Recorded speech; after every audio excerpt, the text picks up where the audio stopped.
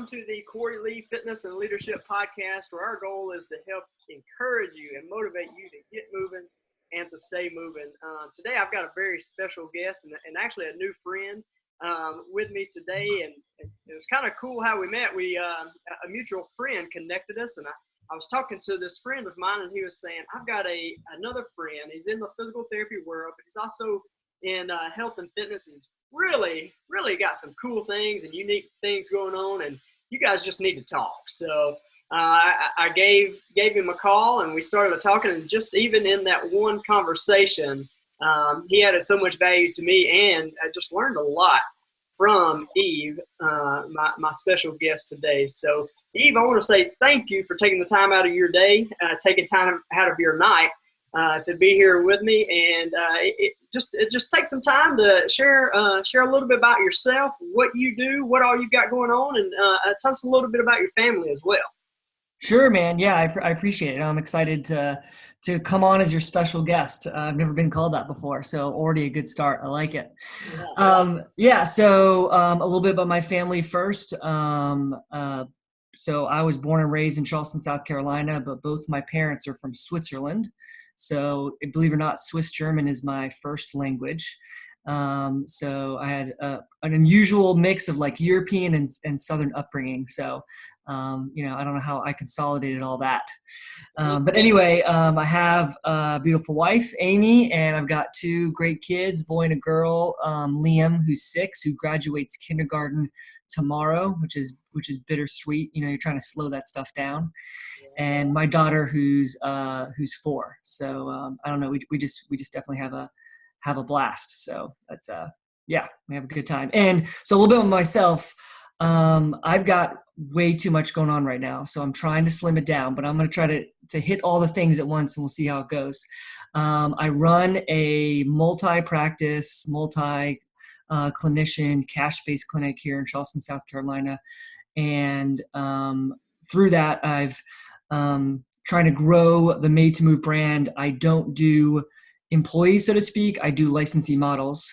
So I'm trying to get multiple offices. We have, 1 now and 2 more coming this year, where the physical therapists own their own clinic, and I basically just help with branding, help with marketing, and that kind of thing. So I spend time treating patients, and I spend time really trying to grow that model and help other physical therapists in my local area be successful. And kind of from that, 2 things have grown. One, and we don't need to get into this too much, but I also started a startup that's an office management platform for physical therapists in the cash-based industry. And then we also have a PT entrepreneur closed Facebook group where me and a really great colleague, Danny Mattei, have created kind of a hub for physical therapists to go to learn more about something that we just didn't get in school. I'm sure you would echo this. No marketing, no sales training, no business training. So we kind of decided to, create a place where we can share some of our stories, coach other physical therapists kind of in this realm. So I'm doing a little bit of all that right now, and trying to find time also to train and spend time with my family.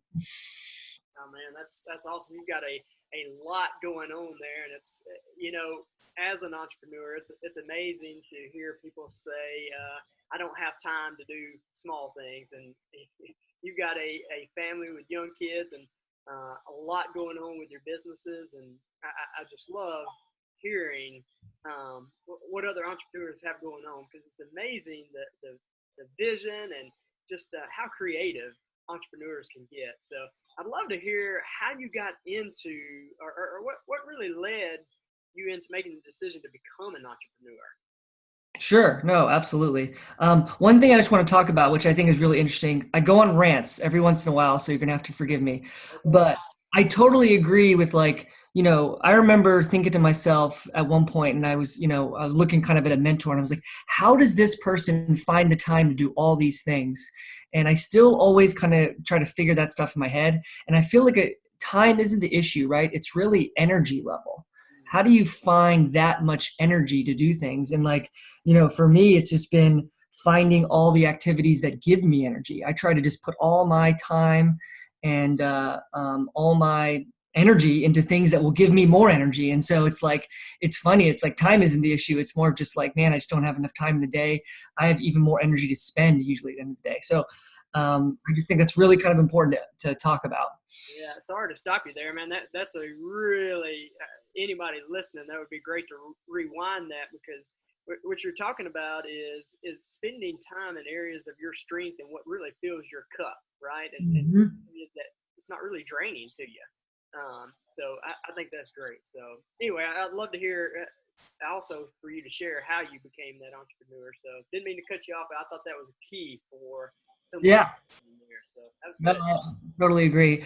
My entrepreneur kind of like story, I feel like just has so many facets. I mean, everyone's kind of got that story. Oh, as a kid, I started this lemonade stand and I made, you know what I mean? I made a couple dollars and that's how it all started. And I do kind of have a weird story like that. I actually did try to sell warheads, which is little like candies. I'd buy a whole pack for like $5 or $2, and then I'd sell them for like 25 cents and I would make a couple bucks. And kind of thinking about these questions is like, man, I even did that as a little kid. Like, that is kind of funny that you're kind of sometimes born this way. But regardless, I mean, even when I was growing up, I was definitely in kind of my circle of friends. I was always the kind of guy that was kind of planning, organizing, putting things together, making sure everyone was kind of in the right place. And that's kind of like definitely bled into my business kind of life kind of as well. And the other thing that I feel that really drives my, let's call it entrepreneurial spirit, not to be too, cliche, but I just always am driving towards improving, and like kind of whatever I do, I want to, use my time as effectively as possible. I want to train as effectively as possible. I want to always kind of make it to the next step. And I think that's kind of a blessing and a curse. It's like, I got to the point where I wanted to go to PT school. So I got into PT school, and then I wanted to, be a good PT and continue training. I wanted to own my own practice, and then I wanted to own my own cash-based practice, and I wanted to go coach other PTs. And just like, there's always that kind of next step, which is great and continues to drive me. But something I'm dealing with, and I'm sure any entrepreneur talks about this, is you got to also enjoy kind of the journey too. You got to kind of sit back and say, hey man, I got to enjoy the present moment and enjoy this process, not constantly always start going kind of to that next goal. You know what I mean? So I'm trying to balance that right now as I have a lot of, like you said, a lot of irons in the fire. Yeah, I understand you. That is it, as an entrepreneur, it's like you're always go, like you said, the next level. And rarely do we take the time to really reflect and say, man, that's good stuff right there. But one of my mentors, he puts it this way that really I like, is that what you talk about going to that, what's that next step, that next level is there's something within us that's trying to fully express and fully expand to really help us grow right there. And I like how he says that word, and always trying to get to the next level. Yeah, that's good. Yeah, for sure. So since selling the warheads and yeah, businesses, I know you've learned a lot along the way. What's been some of the key lessons you've learned while starting your business and growing from there? Yeah, I would say that the biggest thing, and it's kind of something that I always kind of did, even before I even started my cash-based business. I was one of those people who like kind of took a step back and really looked at the big picture from the beginning. So I would really go back and look at, like, I'd build the business plan. I would make sure all the infrastructure and the systems were kind of there kind of from the beginning, because so two things that I did, I think, really well that I teach, a lot of other PTs to kind of do is I really push my brand, not myself. So with the big picture in mind, when one day I've got multiple PTs, I don't want people constantly asking for Yves. I want people just to know, hey, I need to go see Made to Move. I don't need to go see Yves. So really creating a brand around that, and as well as just like writing some of the systems down. So when I learn things as far as the sales process, I kind of like, write down the 5 or 6 best things that I would, create framing wise in order to get a person to really buy into the cash-based physical therapy thing. So the biggest thing is just like making sure systems and infrastructures are there. There's definitely a time and place just to go, but there's also a time and place to kind of come back and build the system. And that kind of goes into the kind of second piece of, as an entrepreneur and a business owner, you want to make sure that, like I told you, the hit by the bus rule, right? So if I get hit by a bus, my business will continue to keep moving forward, and making sure that kind of happens. That, if I take a step away or something happens, all the infrastructure is there, all the pieces are there. I'm I'm being a good leader, but everybody kind of knows what to do, even if I'm not kind of around, and the third thing, and again, they all feed off each other, is making sure, and I just posted this the other day, and I reposted it for somebody else. There's like a difference between being a leader and a boss. Like a boss kind of leads by fear, and a leader kind of leads from a place of love and a place of respect, and making sure that you're that kind of leader. Because the most important thing I feel like in my business is creating a culture, right? Creating a really great culture that empowers my employees, empowers my other physical therapists. And I probably spend more time doing that than anything else. And that's paid dividends in the tens of thousands, if not more. All of that is really, really good there. And I know you've already touched, I've got a good question here for you, but you've already touched on some of it, but maybe someone listening that could help them, nothing is ever staying the same, right? We're all either we're growing or we're dying, really. Right. In a fast-paced, constantly changing healthcare and fitness industry. What are some things that you do, or what are some of the ways that you try to evolve and maybe stay ahead of some of those changes that may be coming down in healthcare and in fitness? So I know you do fitness as well. Yeah, no, for sure. I mean, that's a good question. I mean, one, I feel like, and this is something we don't learn in school really well. It's the mindset that you don't know everything, right? Like I forgot how they say it, like you don't know what you don't know kind of thing. And then you don't know what you don't know that you don't know. And when you get to that level, you're actually the smartest you ever were. Because every time you think you know something, you actually don't. So it's like keeping that mindset and that open mind is probably the most important thing. Because I kind of know when I meet somebody who's an entrepreneur and kind of somebody that I want to be around, is because, they're very open-minded. They are constantly trying to improve and learn.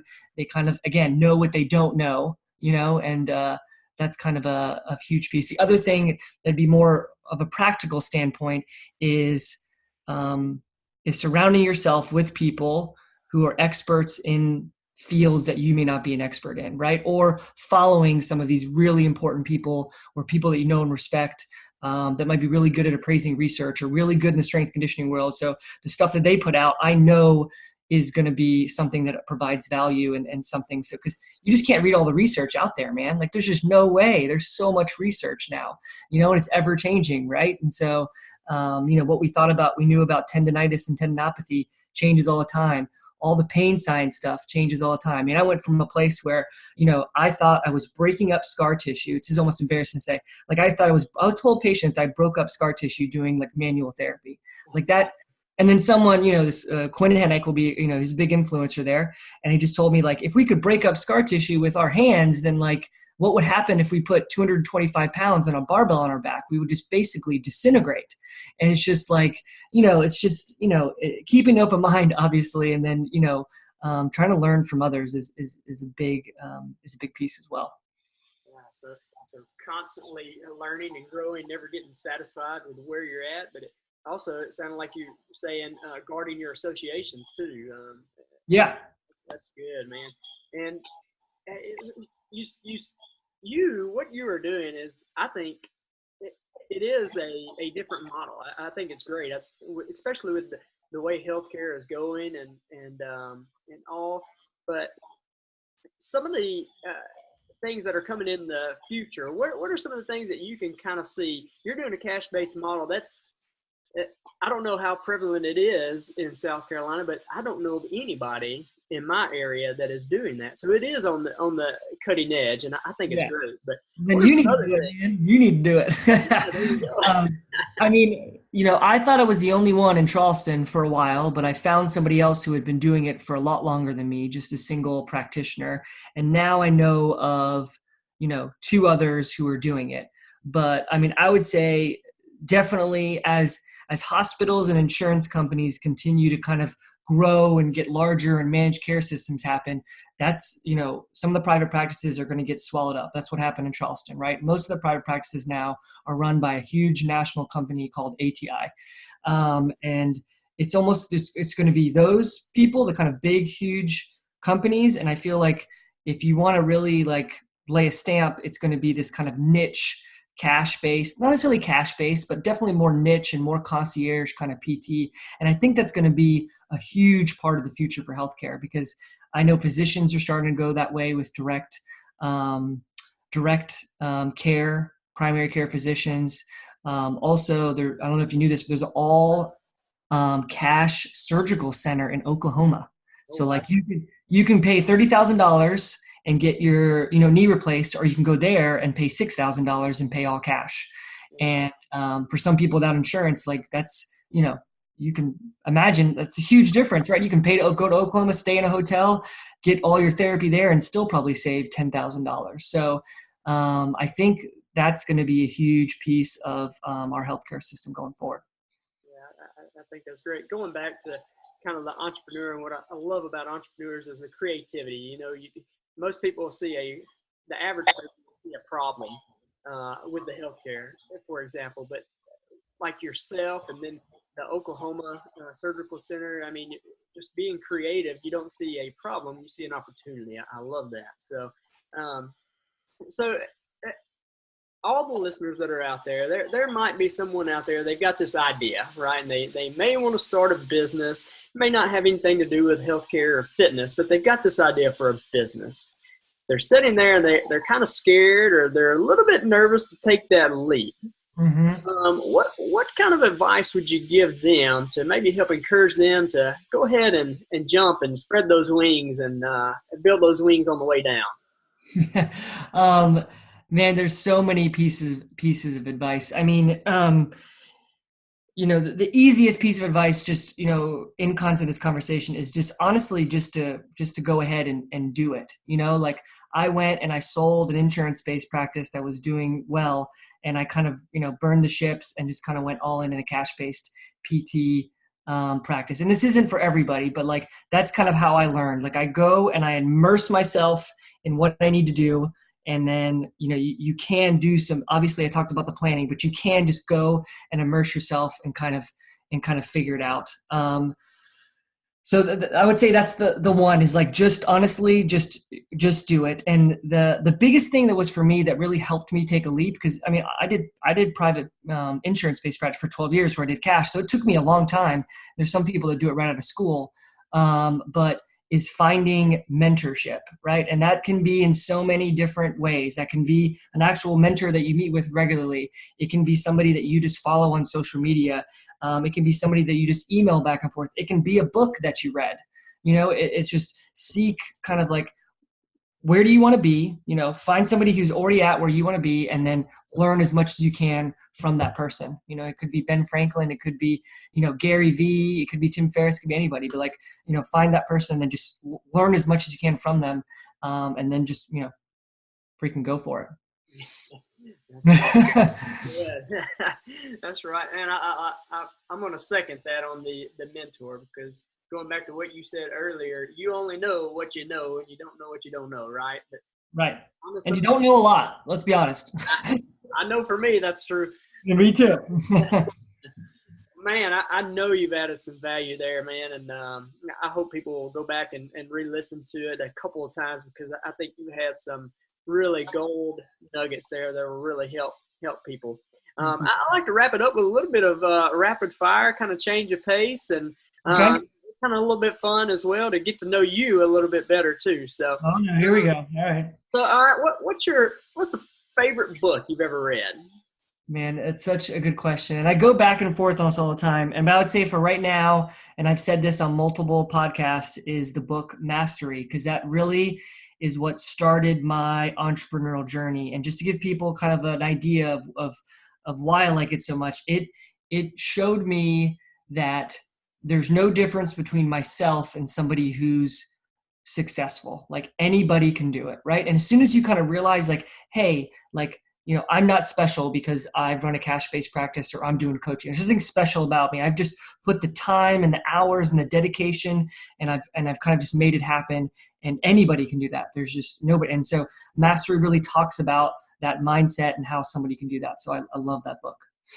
Good. I've seen it on the bookshelf several times and read the back cover a couple of times. I just haven't bought it yet. Now you've sold me though. You got to do it, and then you got to tell me what you think, man, because I love discussing that stuff. So I'll wait for that. I'm gonna hold you to it. All right. Well, what about your favorite movie? I know a lot of entrepreneurs don't really watch a lot of TV, but you got to have a favorite movie, right? Yeah, no, for sure. There's a bunch of favorite movies.